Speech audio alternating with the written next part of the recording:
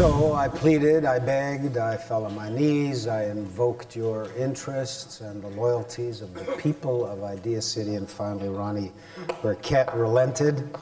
He's one of only 2 speakers that we've invited back from last year. He captivated us all. He is the world master adult puppeteer.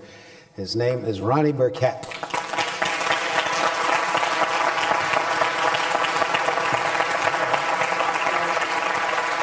Some water? I'm fine. I don't know why I was invited back.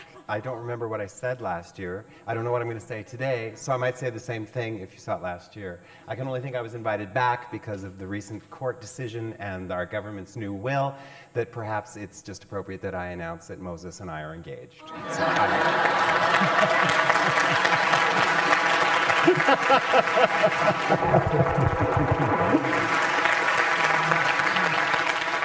I know, you wouldn't know it to look at me, would you? One of those crowds, okay. Oh, gee, I don't know what to tell you. I mean, I actually tried to get out of this in a really smart way because he was relentless.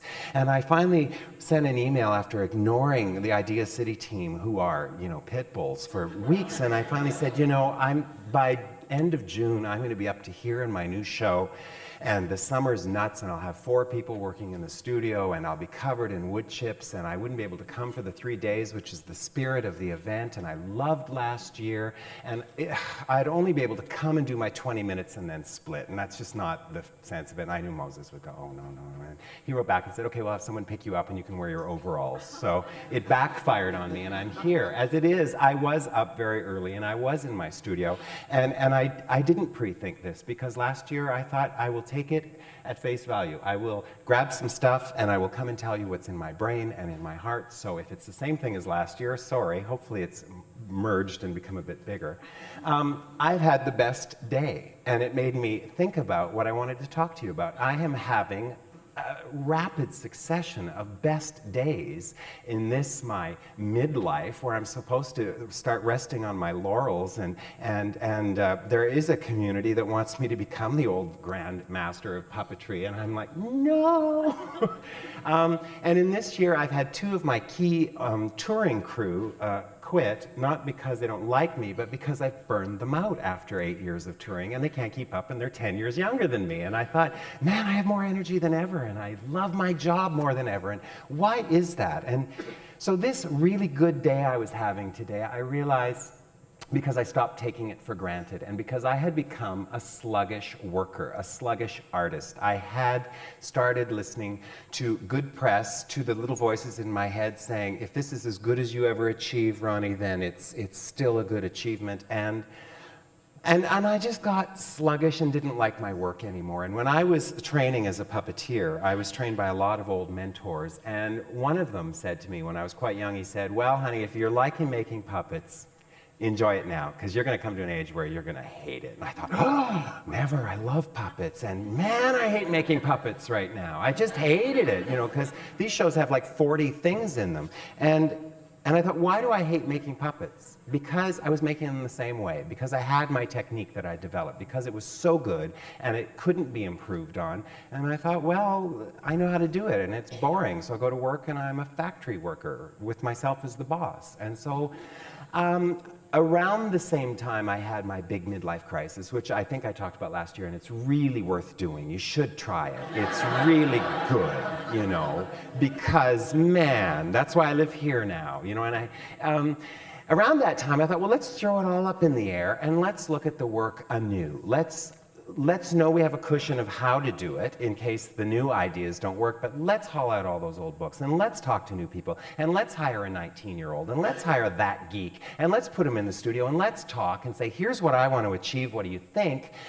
And let's play again. So my work has become play. And so today was a play day, and they're 14 to 16-hour days, 7 days a week, straight through to September. It's sluggish, but I went into work, and my studio assistant, who really runs the shop, who is a German woman, she greets me, and she's surrounded by all these molds and all these heads, and she just says, oh, Ronnie, this is horny. This makes me horny. This is good. Look at all these heads. And I'm like, and you know, there's no time to come in and go, good morning, how are you? You know, oh, what a night, don't stay.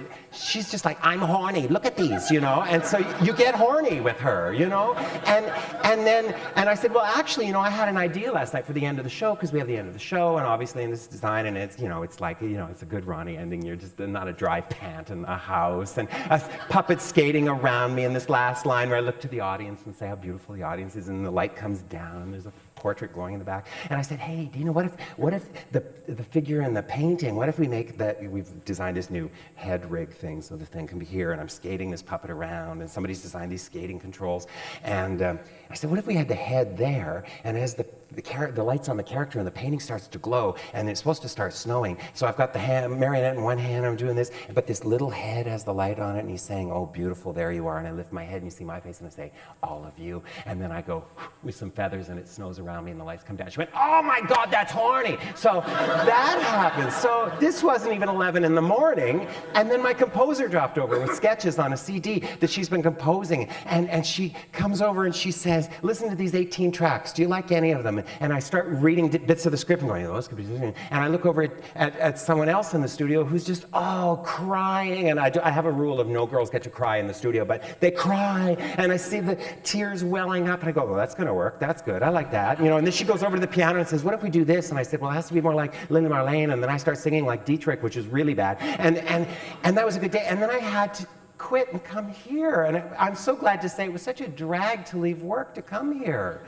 I mean, that's a good thing, you know, because I like my life. I love my job. How many of you get to say that? Do you get to say that? Because you should, because oh my God, last year people were giving their business cards saying, oh, you must come to my college, you must come to our ad agency and talk, you're so inspirational. I went home and I thought, oh, I could be the new Tony Robbins, or like that swimmer guy who makes a fortune now just talking, you know. I went, oh, what a horrible life, you know, please make puppets. So, you know, I'm not trying to be like inspirational or motivational here, but I really, when I decided to get excited about my life, I realized, again, I had to really work at it. And I go into work joyously because they're people that I've handpicked who are divine. And it's a studio that's beautiful. It's a good place to work, and it's my idea. And if I ever start complaining about we'll never be ready, you know, who thought of this? I go, I did. Yay! And the show's booked for 2 years and it doesn't even exist. So, you know, so I have to go to work and do this stuff. But I was thinking, what do I want to say to you? What do I want to say? I want to say, it should be fun. I don't care where you work or what you do.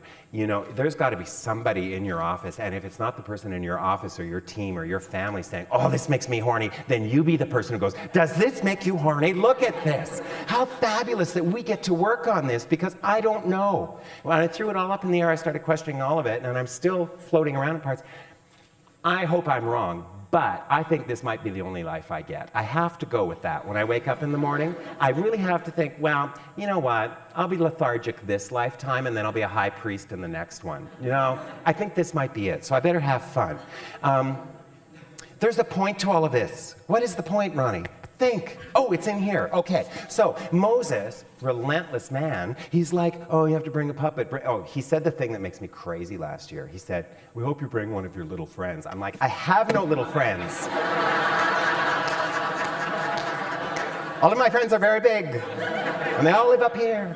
But, oh, I could be so dirty right now. But anyway, I thought, I don't want to bring a puppet. I only get 20 minutes. I want to see something really good. And if I bring in a puppet, then it's like, oh, look at the puppet. How does it work? And then it's like 20 minutes, and you go, oh, he's fun, you know. So I didn't want to do that, sorry. And besides, this is for free, and I don't work for free, and that's what I do for a job. So, but starting January 9th at Canadian Stage, you can buy a ticket and come see the new show, which is really good. So, and you should get your tickets now, because it's already the best-selling show of next season. It doesn't exist, those fools. What do they know? So anyway, I was thinking I should bring a marionette. And I thought, oh, maybe I'll take the TTC home. And I don't want to take a marionette on the TTC. That's just like rude, you know. So I thought, what can I grab? And so I'm going through boxes of stuff. And I hauled out this teaching puppet that we made. So I'm bringing this just to show you what I do. And there's a point to this. This is a teaching marionette I made. This is roughly the size. Then it gets strung, and I work out in the open. And of course, it's painted, and it's all this. And this is essentially a piece of crap. crap to me now, but it's all jointed and stuff, right? So there it is. You've seen sort of a marionette, okay? This is what I spend my career doing, is not only perfect the construction of these things so that when they're strung, they'll do exactly what I need them to do, but at this point in my life, they serve to enact the text. That's the most important thing, what I want to say to the audience, the script and the whole theatrical experience. So I keep perfecting the construction of these things to dance to my will, so I don't have to worry about them, so I can become a better actor, so I can do the feathers at the end and know that the skating puppet is skating, you know, and that the controls spent some guy 4 months to perfect, so it will skate on stage. But when you're a kid, all you want to do is make the puppet. You know, I used to dream, oh, let me make marionettes, please let me make marionettes, and then, well, here I do. That's what I do all day now. I make lots of marionettes. And I've got something to show you here. I've got something to show you. I spend my whole life doing that. And I'm going to show you something before I show you the little payoff thing here. So this is where they start. This is, and because it's just cheap wrapping paper, there's a point to that. They start as a drawing. So this is the main character from the new show. This is the madam of a Viennese brothel who's quite mad. Her name is Leda Autenrieth. And we see her 5 times as this character, as this version, because she changes her clothes 5 times. Then we see her 3 times at middle age, and then we see her once as a child. So there's, I think, what is that, 9 puppets representing one character through the different times and costumes. But this is our map. This is what hangs in the studio with all the other drawings, and if anyone has a question, I say, go look at the drawing. You know, I think at a certain point in my life, I thought, there's no map, there's no guidebook, we have to make it up. Well, actually, you know what? There's a map. There's a map, you make your own map. You know, I made my map when I was 12. I said, I want to be a puppeteer and have a dog and somebody who loves me. I got it all. In fact, I got 2 dogs. So, you know, it can work out, you know. And if you don't get what you want, don't blame everyone else. You didn't draw it well enough. You know, you didn't hang it up and say, what am I supposed to do now? Oh, it's on there, so I make that. You know, it's hard. You get up at 5 in the morning and you carve. Big deal. You know, or you don't. So anyway, this is where they start. There's this thing, I won't go on, it's boring, it shows on Bravo all the time. It's called line of balance, but this is the line of balance, and this is, every character gets this drawn on so that gravity will always return it to its characteristic sense. So it'll move, and then it'll go, and I don't have to work too hard. And somebody decided to make a documentary that was like a metaphor for my life, you know, line of balance and whatever. That was 10 years ago. So anyway, God, I look so young, so I like that they keep rerunning it on Bravo. Are there any plastic surgeons? Please, I'll do it for free. You could do me for free, and I'll be your poster boy. I'll admit that I've had it done. Come on, come on. I'm so sad and lonely. But anyway, so then, and these are disposable diapers. This is what we pack the puppet bits in. This is Leda's head, and it's not painted and it's not sanded, and you probably can't see it, but this is Leda's old head, and there's 5 of these casts, and the sander comes in tomorrow and gets trained. So then they get their little torso sculpted. Oh, there's something really cool. Did I bring it? Did I bring it? See, I'm a little hyper, you know?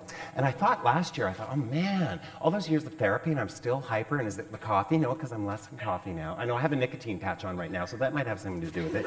But last year I thought, you know what? My mind's always going, and I wake up in the middle of the night and I'm jotting things down, and I wake up excited, and I thought, I'm either insane, or let's go with the new thought of 2003, maybe I'm in a perpetual state of creativity. And as soon as I thought that, I just fell in love with it. I went, I'm not sick. I'm thinking. So, you know, I just wanted to pass that along. It's a good way to go. You might be totally bonkers, but, you know, you're never alone. So here's Leda's chest piece. Now, the other women in the brothel all have fantastic breasts, and I was the one who sculpted them, which is really weird, you know. But we decided to make Leda with no breasts because Dina, the Wunderfrau, has decided to make beanbag pellet breasts inside a brassiere. So she's actually going to have a bra, and so these will move. And you'll never see that, but I'll know it, and I'll go, look, her boob moved. So, and that's the kind of freaks I surround myself with, where she goes, no, don't sculpt it. We're going to make it out of pellets. I'm going to Canadian Tire. So it's like... We have bought every kind of pellet on the market. The research on breast implants for puppets, I tell you. So.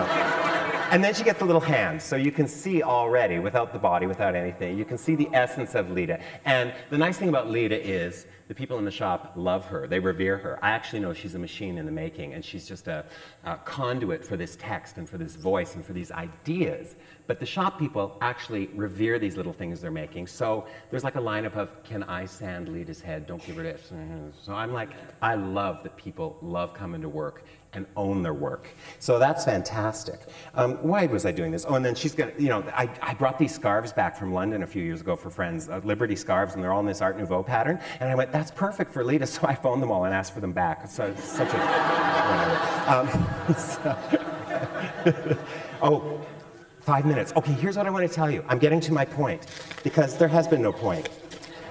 I spend all day doing this. I have the best job. I get to go all over the world. And very quickly, as a sidetrack, with all of the internet stuff, and I use the internet, and with all of the other stuff about distance and intimacy, I get to go on stage all over the world and have people come and listen to me. And I know those people are longing for my acoustic voice to say something to them. They can sit in front of a screen, they can rent something or download something, we all do, but there are still a bunch of freaks in the world who want to go out and see a human being and breathe with them and experience something. So that's why I have a job. I have a job because of all this technology, because there are still people who go, I want to hear somebody, and I want to sit and go, and I want to leave going, And I don't want to be able to download him and own him. I want the memory of an experience to be the real thing. So that's why I have a job. So while I spend all my time making these things, when I had my little bump a few years ago, I thought, why isn't it fun? Where's my inspiration? Where's my point of inspiration? I remembered when I was inspired. And as much as I spend time carving and jointing and being a little engineer and doing all this stuff, when I was 7, I got this hand puppet in my Christmas stocking. And it sits on my shelf in my studio. I don't play with it. It sits on an empty Coke bottle. But when I was 7, the world opened up because of this thing. A thing, an object. It could have been, a bleeding Madonna in a church, or it could have been a football. Mine was a lion hand puppet who went to school and played the big bad wolf in Red Riding Hood. I mean, he had a multi-layered career. He played everything, really. No age range problems. He did it all. And then he got put aside because I had to make it better. I had to make it with strings and with joints and wood and resins and all of this. So a few years ago when I thought, what's my point of inspiration? And I looked over and there he was. And I thought, I have to get my work back to the point of this discovery. Every day, every project has to be as exciting as putting this on my hand for the first time and going, I found my world. I know what I'm going to do. So that's why I had a really good day. And it's just a thing, so you can throw it. That's why I have a really good job right now, because I was able, through my own effort, to rediscover my point of inspiration. So that's what I wanted to say to you, if I was going to say anything. You must have been inspired at some point in your life. There must have been something you wanted to be when you grew up. There must be something that you see and go, oh, if only I could. Well, you know what? You can. You might not be able to paint like those paintings. You might not be able to do this. I certainly am not a scientist or a mathematician or I can't do any of that stuff. But there's a point of inspiration for all of us. All I'm saying is, look at the piece of paper on your wall, wherever your wall is, and remember, there is a map. Because you decided what it was. So if you're off track, don't blame your coworkers or your mother. Oh, let's get over blaming our parents.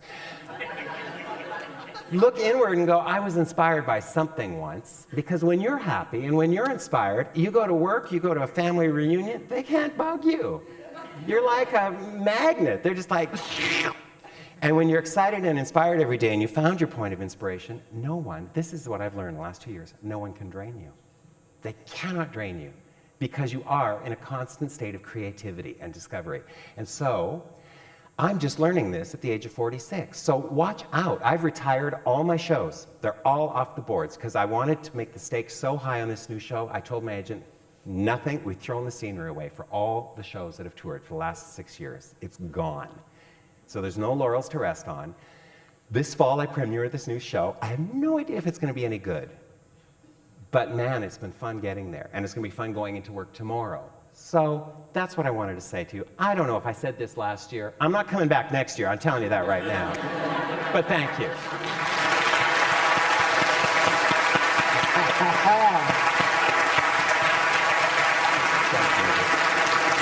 Is this our engagement